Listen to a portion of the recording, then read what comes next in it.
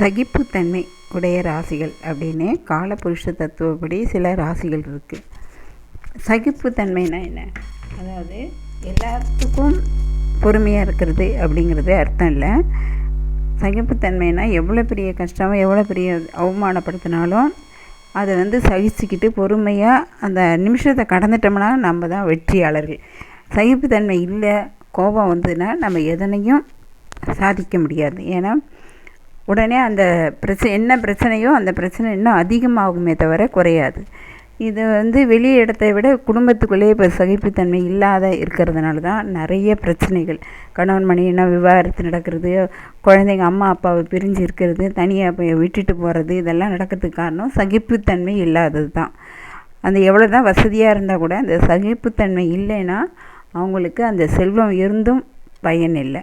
ஆனால் ஏழையாக இருந்தால் இன்னும் டபுள், அதாவது பணத்துக்கும் போராட்டம், அதே சமயம் சகிப்புத்தன்மை இல்லாதனால குடும்பத்துக்குள்ளே ஒரு குழப்பம் ஏற்பட்டால் அதனால் வர்ற வலியும் அதிகமாக இருக்கும்.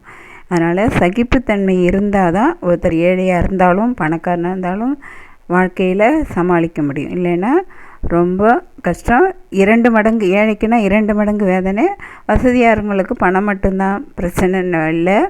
ஆனால் அந்த சகிப்புத்தன்மைன்னா குடும்பமே இல்லை. அதனால் எல்லோரும் சகிப்புத்தன்மையோட வாழணும். அது எந்தெந்த ராசினா ரிஷபம், மிதுனம், கடகம், துலாம், தனுசு, மகரம், மீன ராசிகள். இந்த ராசியெல்லாம் சகிப்புத்தன்மையோட அவங்க ஏழையாக இருந்தாலும் பணக்காரங்க இருந்தாலும் மிகப்பெரிய வெற்றி அடையிறதுக்கு முதல் காரணமே சகிப்புத்தன்மை தான்.